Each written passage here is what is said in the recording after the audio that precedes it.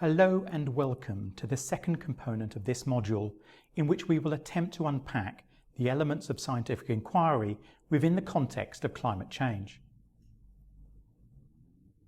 My name is Adrian Lee and I am an Associate Professor in the Department of Chemistry.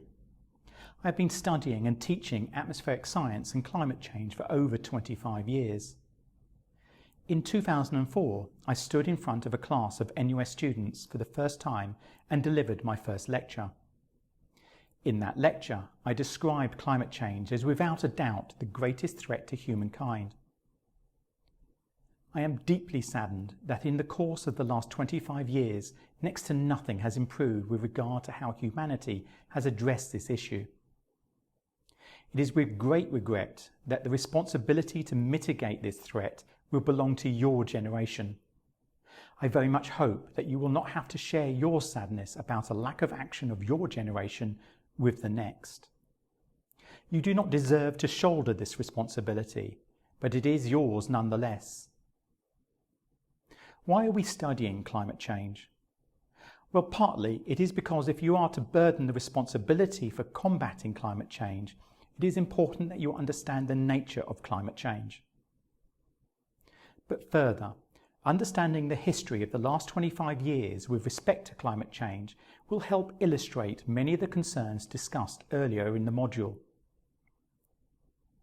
Climate change has become the focus of certain anti-scientific positions. The fossil fuel industry has waged war to undermine the science behind climate change. It thus provides an unparalleled source of examples to discuss and illustrate pseudoscientific thinking. Further, I think it is important for you all to realise that taking an anti-climate change position is not only scientifically incorrect, but it is also morally wrong. I believe that every citizen has an epistemic responsibility to base their beliefs on sufficient evidence.